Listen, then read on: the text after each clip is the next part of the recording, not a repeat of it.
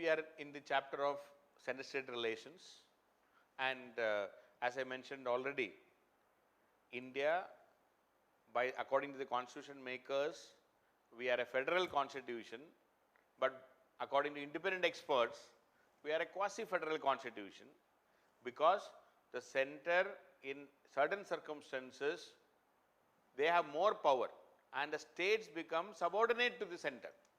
That is why we call our center-state relation or rather a quasi-federal constitution.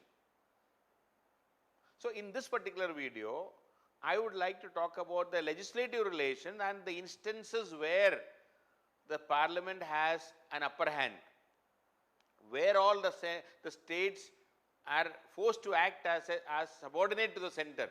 So the heading is legislative relations.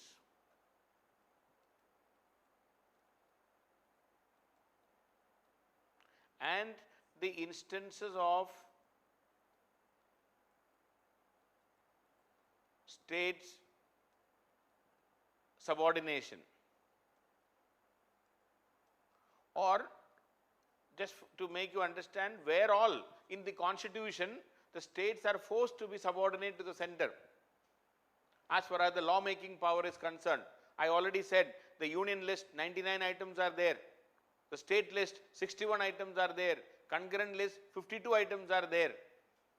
So we have very clearly mentioned, but at least on those 61 items, we are supposed to, or rather on those 61 items, the states have exclusive right. Center cannot legislate. That is the criteria, or that is what the meaning of a federal constitution. There is division of power. Okay, so 61 items are given to the states because of division of power. Because of division of power. Now the question is, despite this division, despite the 61 items given to the states, there are certain instances where the parliament can make law in the state list. So I am going to talk about the first instance where the instances where parliament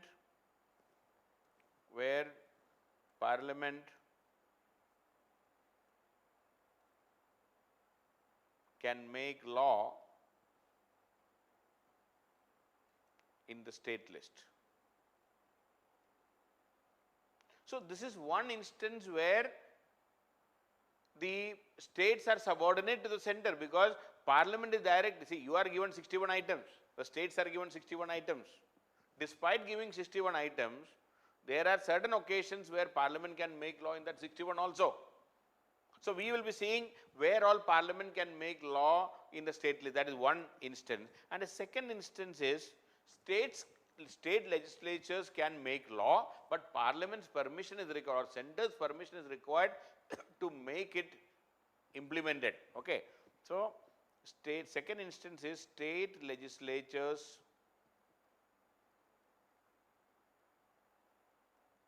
can make law. So they make law, but center's permission is required to make it implemented, but center's permission is required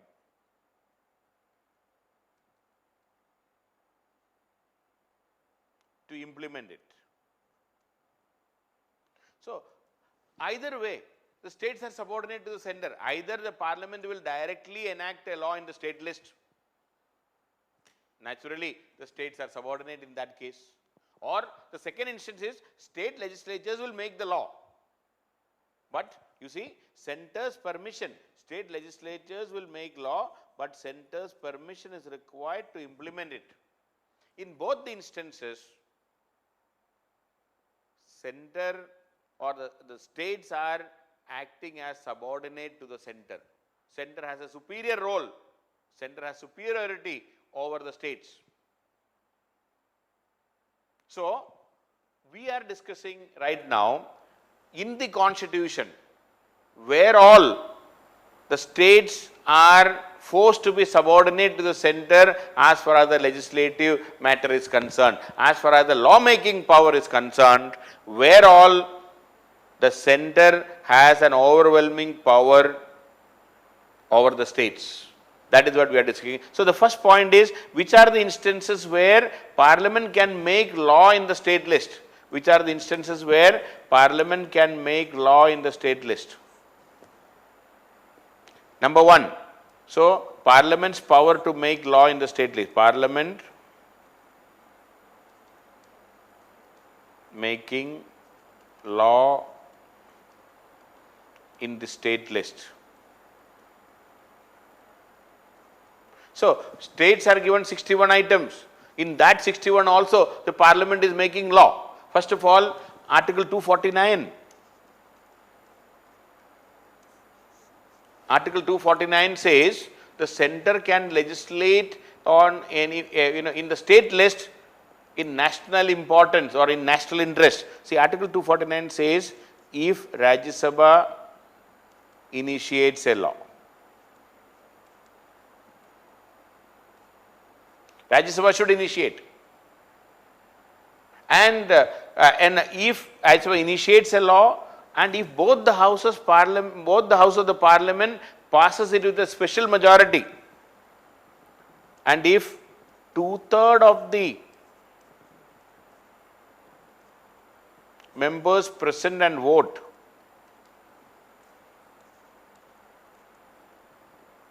agree. So here a special majority is required. So if Rajya Sabha initiates a law, and if 2/3 of the members present and votes agree, and if it is passed by the Lok Sabha also with a similar majority after Rajya Sabha initiate, and if Lok Sabha also passes it with similar majority, what is that majority? 2/3 of the members present and vote, that's all. Majority under Article 249, 2/3 of the members present and vote should agree. If Rajya Sabha initiates and if it is passed with the majority, that is 2/3 of the members present and vote, and if Lok Sabha also passes it with a similar majority, then such a law can be valid for 1 year at a time. Such a law can be valid for 1 year at a time. So that means, according to Article 249, Parliament can enact a law in the state list. Please note, 249 says Parliament can enact a law in state list. But such a law will be valid for 1 year at a time. Rajya Sabha should initiate. 2/3 of the members present and vote should support. Special conditions are there. This is a special power of Rajya Sabha, not available to Lok Sabha. You might have seen in the Parliament, the discussion in the Parliament, special power of Rajya Sabha, not available to Lok Sabha. But the bottom line is what? Bottom line is, who is making the law? The center is making law in the state list in national interest. Please note, in national interest. And as you know very well, what is national interest is a very debatable topic today. You ask Prime Minister Modi, he will say GST is in national interest. Most of us agree also. But ask Congress, the opposition, they will say GST was not in national, or demonetization for that matter. Prime Minister Modi says demonetization was in national interest. But most of us will disagree with that and say we did not serve the national interest. So what is national interest is a debatable topic. It is a debatable topic. Please understand, Article 249 says center can legislate in the state list in national interest. So who is making the law? Center is making the law. States have become subordinate to the center because of Article 249. Bottom line is that. So center can directly make law in the state list. Similarly, Article 250. Article 250 says during national emergency. I have talked about this, during the the quasi-federal nature. I talked about all these things. So 250 says during national emergency under Article 352. The center can also, the Union Parliament can also make law in the state list. The Union Parliament can also make law in the state list. Those 61 items which are given to the states, even in that list, Union Parliament can make law in the state list. If there is a conflict between the Union law and the state law, the Union law will prevail. So the state list will behave like concurrent list during national emergency. The state list behaves like concurrent list during national emergency. During national emergency, the state list behaves like concurrent list. Union Parliament can also make law in the state list. And please remember, according to Article 250, such a law will be valid during national emergency plus 6 months of the expiry of the national emergency. So please note, such a law under Article 250 is valid because you are making a law in the state list during national emergency plus 6 months of expiry of national emergency. So this law will be valid during national emergency until or rather after 6 months of the expiry of the national emergency. Who is making the law? Union Parliament is making the law. Naturally, the states have become subordinate to the center. Yes, national emergency is going on, nation's importance is more, national security is in danger, state's power is not that important, center-state relation is not very important. I agreed everything, but who is making the law? Union Parliament is making the law, 250 says. Similarly, Article 252. 252 says, if two or more states or if the legislatures of two or more states request the center to enact a common law in the state list, if two or more state legislatures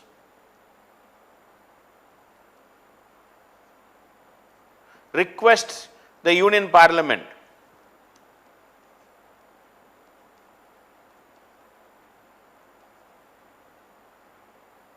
to make a common law, to make what? To make a common law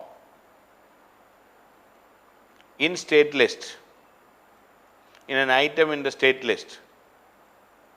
Make a common law in an item in the state list, the Union Parliament is entitled, the Parliament is empowered to do that.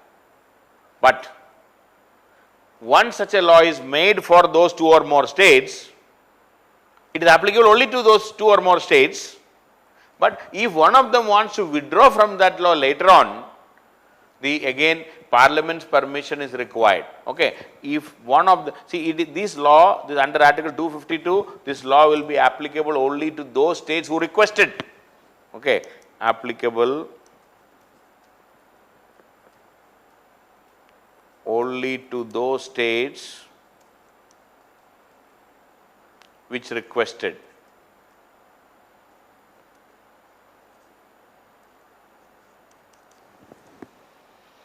Applicable only to those states which requested it. But if one of them or one or more, some of them wants to withdraw from that law later on, Parliament's permission is required. So Article 252 says, two or more states can request the center to make a law, a common law in state list. The center will be more than happy to do that. But once it is done, if some of the states want to withdraw from that subsequently, that will not be allowed. They cannot withdraw unless the Parliament's permission is given to that. So that is Article 252. Again, who is making the law? Parliament is making the law in the state list. and it is subordinating, the states are becoming subordinate to the center because they are losing their power to make a law in their list. Article 253, another law.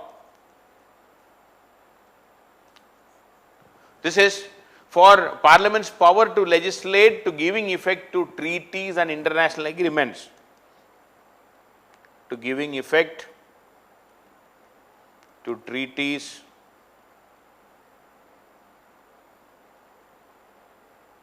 and international agreements.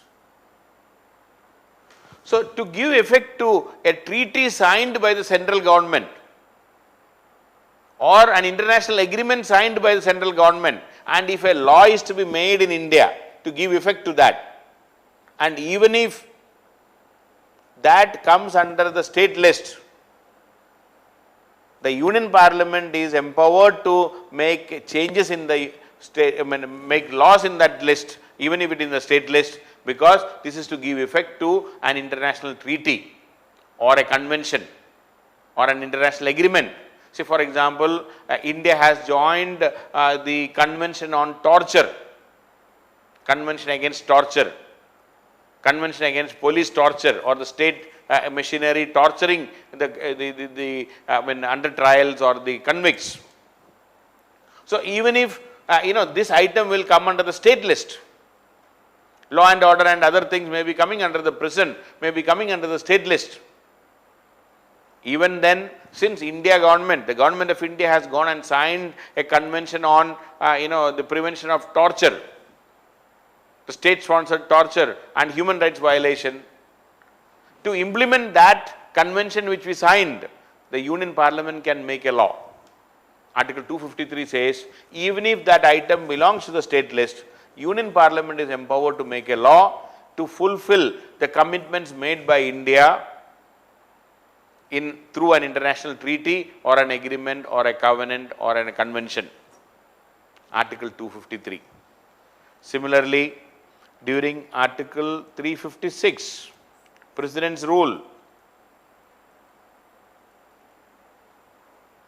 President's rule, the state government is dismissed and the state legislature is suspended or dissolved. During President's rule, the state legislature is suspended or dissolved. State legislature is suspended or dissolved during Article 356. So there is no state legislature. Now who will make law in the state list at that time? The Union Parliament can make law in the state list if there is a need. Okay. So the Union Parliament, since the state legislature is dissolved or it is suspended, the Union Parliament is to make law in the state list. If there is an emergency, if there is a requirement, the Union Parliament will make law on behalf of the state. But subsequently, when the new legislature came to power, when a new government comes to power and a new state legislature is created, at that time, they may have to pass a resolution to make it permanent, or if they are not making it, it may be lapsed also. But during President's rule, who is making the law? The Union Parliament is making the law. So these are the 5 instances where, so I am repeating, Article 249, the Union Parliament in national interest can legislate in the state list. Article 250, during national emergency, Union Parliament can legislate in the state list, but this law is applicable during, and 249 it is applicable for 1 year, 250 during national emergency plus 6 months. 252, if 2 or more states request a common law in the state list, the Parliament can do. 253, to implement an international convention or an international agreement or a treaty or a, whatever, if the central government has signed, to implement that, if a law is to be made, even if it is in the state list, Union Parliament can do under Article 253. And during 356, during state emergency, during President's rule, When the state legislature is dissolved or suspended, Union Parliament can make law in the state list, and that law is valid during the President's rule or till a new legislative assembly comes to power and they make necessary changes or amendments. So there are 5 instances where Union Parliament can directly make law in the state list. That clearly shows, as far as the legislative relations are concerned, the states are forced to become subordinate to the center in certain circumstances. As far as legislative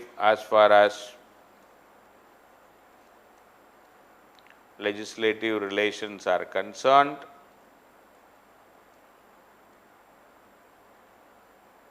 there are 5 instances where Union Parliament, 5 instances where Union Parliament can legislate in state list.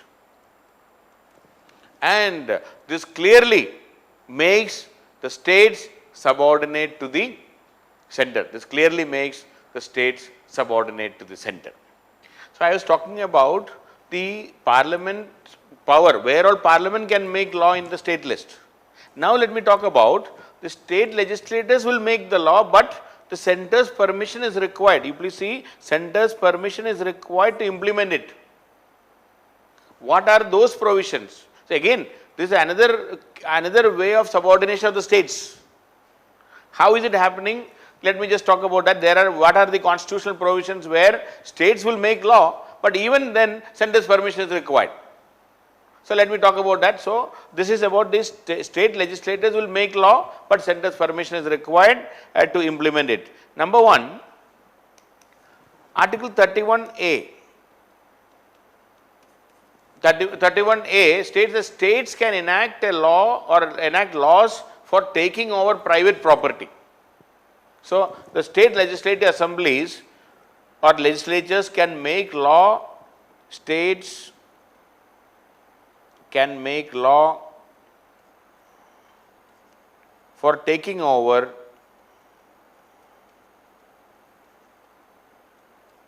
private property. So there is no right to property now. So states can make law. Right to property is only a constitutional right, not a fundamental right. So that is why 31A, the states can make law for taking over private property. But such a law will be, after passing in the legislature, it will become an act, or that bill will become an act only when the governor signs. But in such a law, Article 31A, the governor cannot sign, only President of India can assent to it, but only on the assent of the President of India. But only on the assent of President of India. So President of India will have to assent it. He has to sign it. Governors cannot sign on Article 31A. If a law is passed in the state legislature, or if a bill is passed in the state legislature related to Article 31A, governors cannot assent it, only President of India can. So President's control, the center's control over a law passed by the state legislature. Similarly, Article 31B, 31B, Article 31B. Land reforms of a state legislature or a state can be placed in the 9th schedule. Land reforms can be placed in the 9th schedule. So if it is put in the 9th schedule, as we know, there is no judicial review. So speedy implementation of the land reforms are possible, but that can be done only by the Union Parliament. Land reforms can be put in the 9th schedule, but only after Union Parliament passes a resolution to that effect. So, but only by the help of Union Parliament. Only Union Parliament can. The land reforms which are passed by the state legislature, the state will have to request the center. then the Union Parliament will pass a resolution to put that item in the 9th schedule, only with the help of the Union Parliament. So state is making the land reform, but if it is put in the 9th schedule, only center can do. Similarly, a third article where the center can directly control a law passed by the state legislature is Article 200. Article 200 says the state legislature can pass any law under those 61 items. The state legislature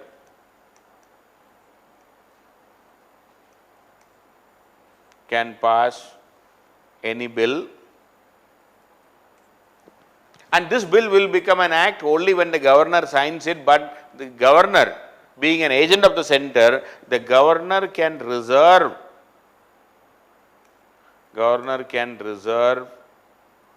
any bill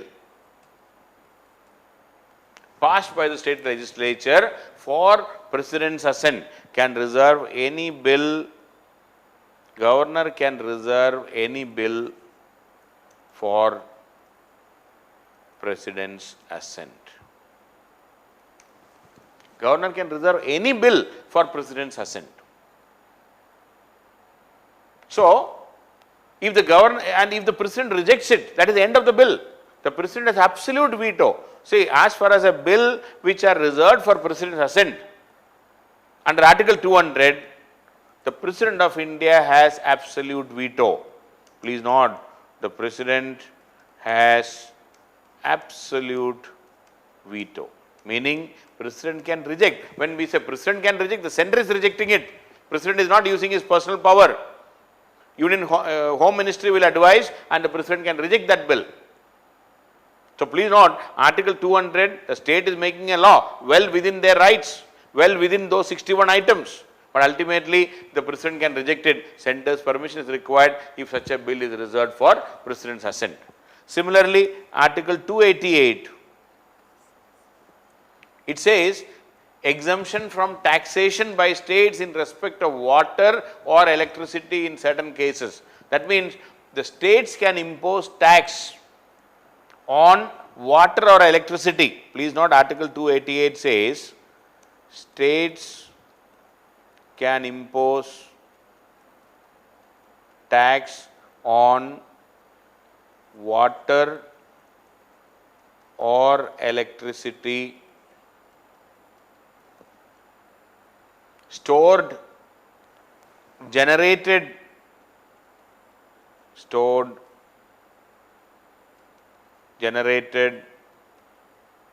distributed, consumed or sold,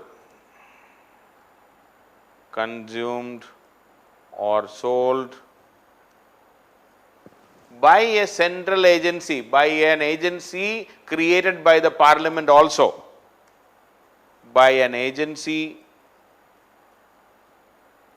or an entity created by the Parliament, by an agency or an entity created by the Parliament. But only after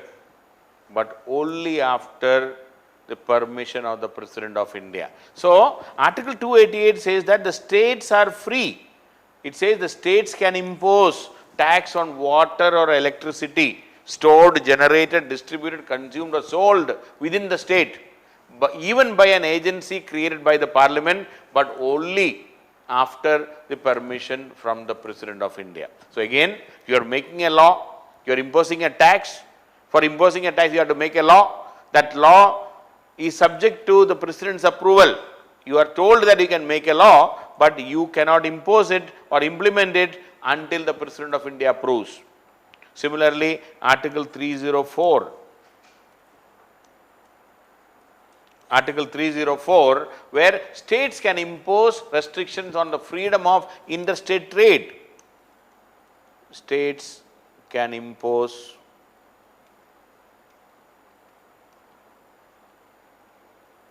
restrictions on interstate trade.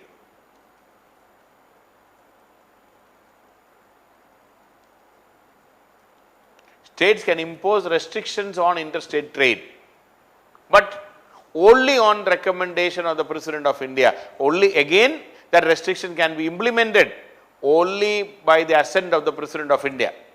You can make a law restricting interstate trade by the state legislature, but only after the President of India assents to it.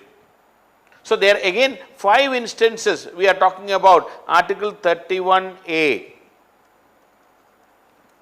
Please see, Article 31A says the state can enact a law for taking over private property, but again President of India will assent to it. 31B, any land reform law can be put in the 9th schedule, but only Parliament can do it. Article 200, on any item given under the 61 items given to the state can make a law. But if the governor reserves that bill, the Parliament, the state legislature can pass a bill. But if the governor reserves that bill for President's assent, then the President has absolute veto also. Then Article 288, taxes can be imposed on water and electricity stored, distributed, sold within the state, even by a central agency, but again President's assent is required. And also 304, interstate trade restrictions can be there, again President's assent is required. So these are 5 instances where states can make law, state legislative assemblies can make law, state legislatures can make law, but center's permission is required to implement. So in 5 instances, Parliament can directly make a law in the state list, and in another 5 instances, the states can make law, but center's permission is required to implement it. That means 10 instances are there in the Indian Constitution itself where the legislative autonomy of the states are compromised. The legislative autonomy of the states is compromised. Legislative autonomy of states is compromised. This is what,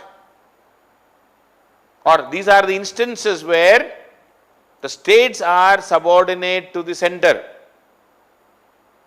and this is what we can call it as the legislative relations between the center and the states in a quasi-federal constitution of India. Suppose there is a question to answer, discuss the various provisions in the constitution where states are subordinate to the center, or discuss the legislative relations between center and the states. Discuss the legislative relations between the center and the states. This is the answer, or this is the 10 instances you have to mention. So many times this question has been asked. Please be prepared, please memorize, because 10 points are there. 5 where the center will directly legislate in the state list, and in another 5 where states will make a law through their legislature, but center's permission is required to implement it. So this is the meaning of the legislative relation and instances where the center's dominance is clearly visible in our constitution.